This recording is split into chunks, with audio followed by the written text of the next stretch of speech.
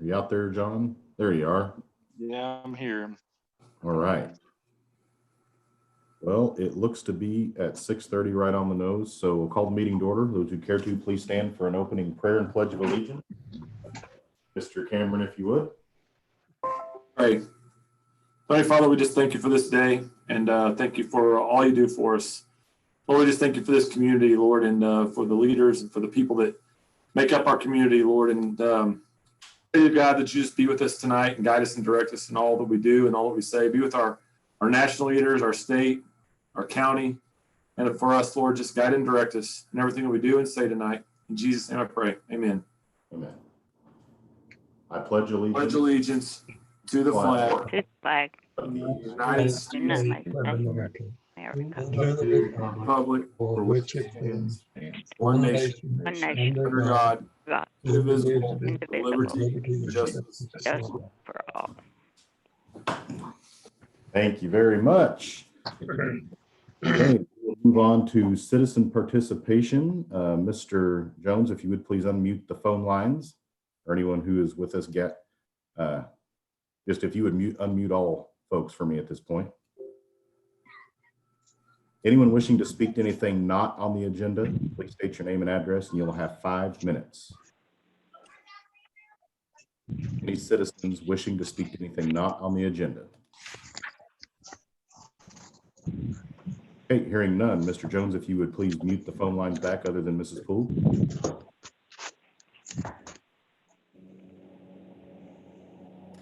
Thank you. Moving on, I need a motion and a second for approval of the consent agenda. Motion, Wilson. Second, Franklin. I have a motion and a second. All in favor say aye. Aye. Opposed? Any abstentions? Motion carries 8-0. Moving on to boards, commission, committee schedule of note. City council meeting, the next one will be May 19th. I'm assuming we will have that via Zoom. I have not talked to Mr. Cameron about this yet. On our June 2nd meeting, hopefully we will be in a position where we could potentially meet at council chambers based on the current situation or what the situation is at that time. And also we have our elections. So I know Mr. Beshears and Mr. Jones would probably be happy to rather than doing it via Zoom. So hopefully we can do that. I'll move on to old business and table items. I need a motion and a second for the second reading of bill number 20-18. Motion, Russell. Second, Beshears. I have a motion and a second. All in favor say aye. Aye. Opposed? Any abstentions? Motion carries 8-0. Ms. Laura.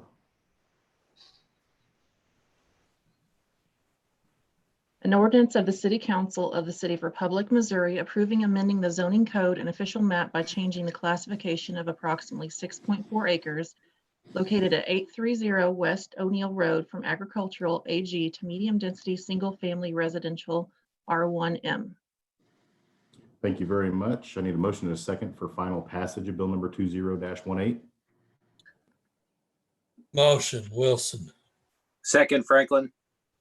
Have a motion and a second. We have Ms. Haynes here for any questions, comments, or concerns that you might have regarding her previous overview before we move on to a roll call vote.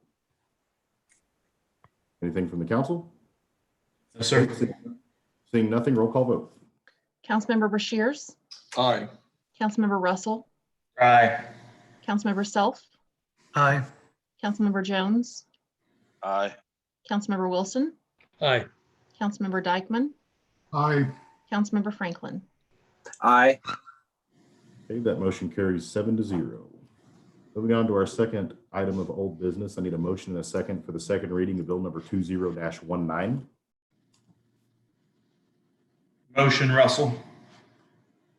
Second, Beshears. Have a motion and a second. All in favor say aye. Aye. Aye.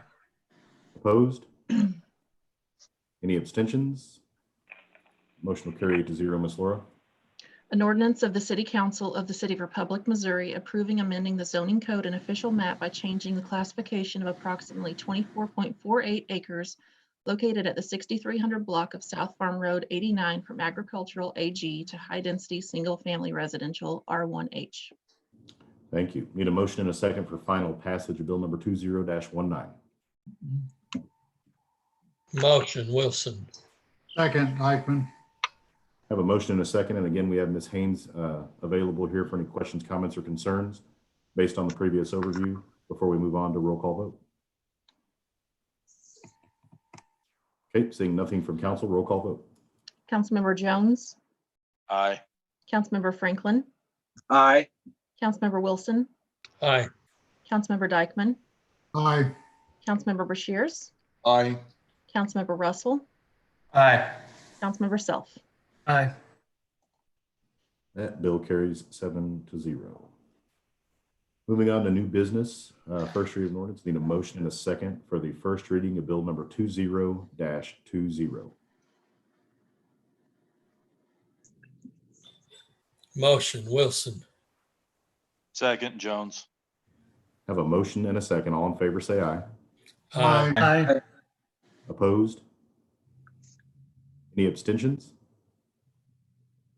Motion carries 8-0. Ms. Laura. An ordinance of the City Council of the City of Republic, Missouri, authorizing the execution of a STP Urban Program Agreement with the Missouri Highways and Transportation Commission and right-of-way acquisition for the extension of the Schuler Creek Trail. Thank you. We have Mr. Brickner here.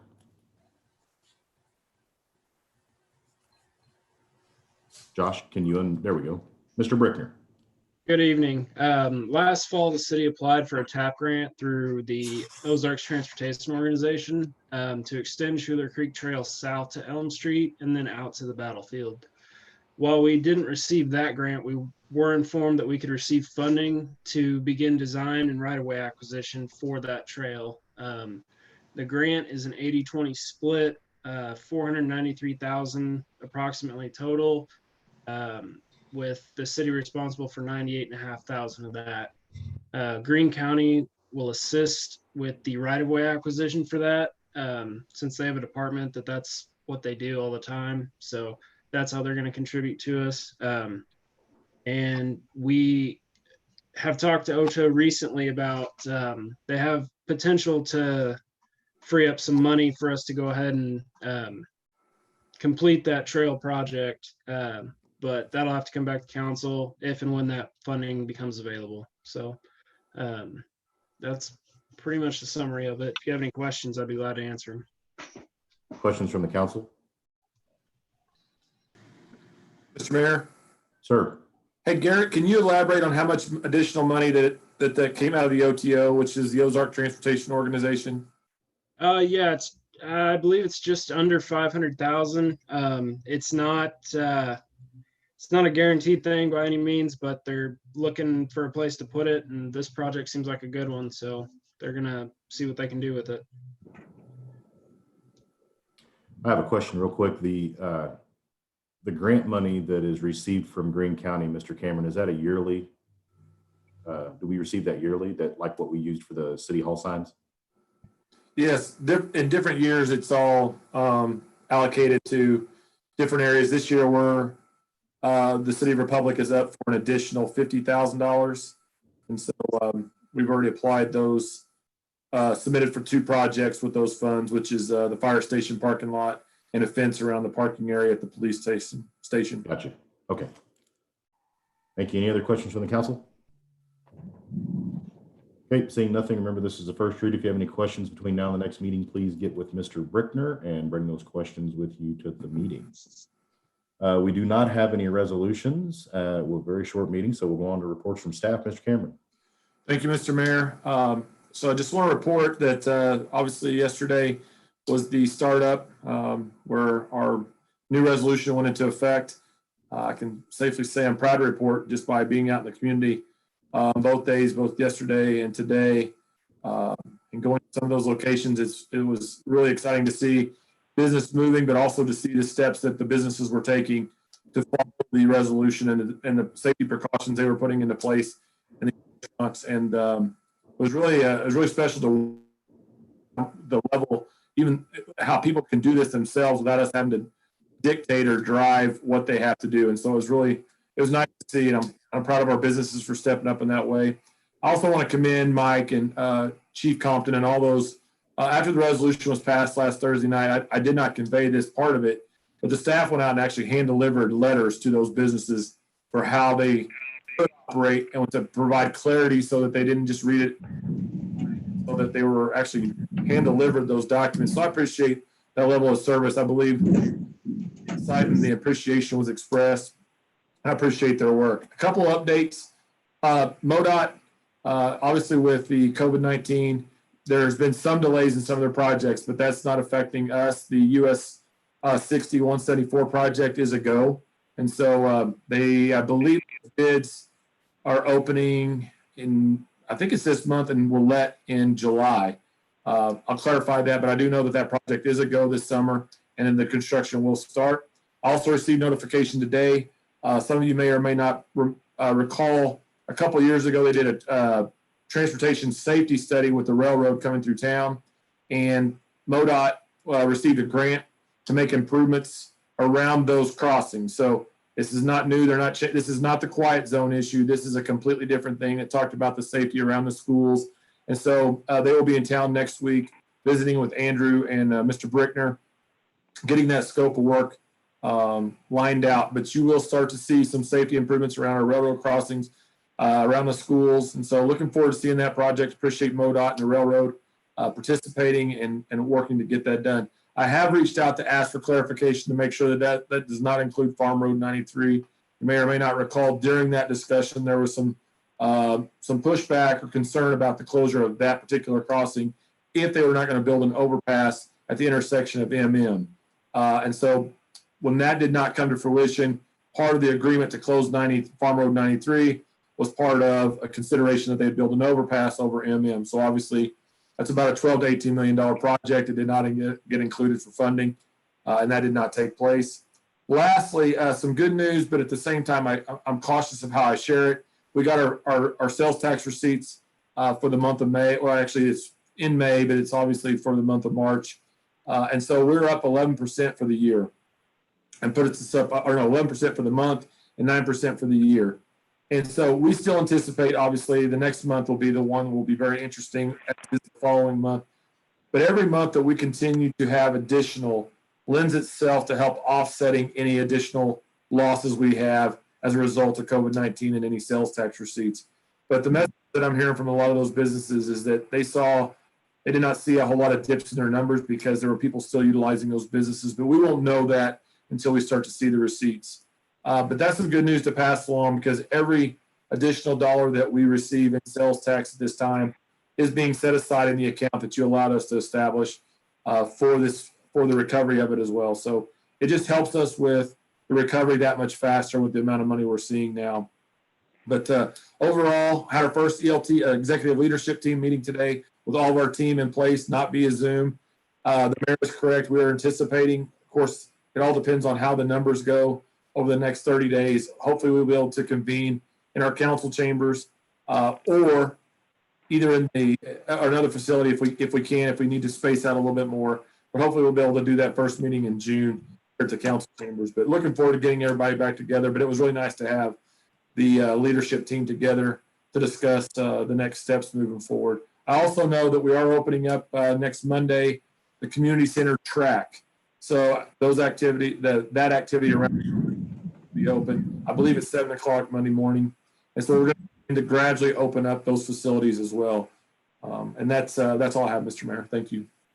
Thank you, sir. I wanted to pass along some good news. I spoke with Mr. Clay Goddard from the Greene County Springfield Health Department today. They did some sample testing, COVID-19 testing of people who were not symptomatic. So in the past, as you know, all of the tests that they had really been running were on people who were symptomatic. So we were getting a test group that we knew were sick. So that didn't exactly lend itself to what the reality of the entire picture was. And they knew that, but you had to use the tests with the urgency, triage the people that needed the tests, not people who weren't sick at the time. So with that, they did test 142 people that were frontline workers, customer facing, whether they worked in a restaurant, a store, somewhere where they were facing customers throughout this entire process. And out of the 142 tests, none of them came back positive. Everyone was negative. So that's a testament to the folks in our community and I'm sure there were people in our community that were tested with that because it was kind of a sampling of the area, not just one part of Springfield or all of Springfield. It was a sampling of the area. So out of 142 people, they were all negative. And that's great news. And we all know if we've been to any stores, how many people we come into contact with there. The other thing I wanted to just quickly say is it's so nice to see our businesses that are opening, that they're taking the precautions, because that's, like Mr. Cameron said, that's how it's supposed to be, right? Is they run their business, not the government. And they know what they need to do to protect their customer, and they're doing it. Whether or not we told them to do it, they were going to do it anyway. And they were already doing it before anybody told them to do it. So I think because of that, we hopefully walk through this first phase and don't see any kind of a problem with spikes or increases. So you look at the testing, you look at how our businesses are reacting, and I hope we have a really bright future ahead of us. So thank you to all of the Republic citizens who patronize the businesses inside Republic, because a lot of them are saying that they still saw business even through all of this and they were able to keep their doors open. So we're so happy and grateful for the people who supported the Republic business, the Republic economy, and all of our businesses. So with that, I'm going to turn it over to the council. Anybody have anything they'd like to add? Okay, seeing nothing, this was a very short meeting, so we will adjourn. Thank you all for being here, and go back to your families. Thank you. Have a good evening. Good evening. Thank you.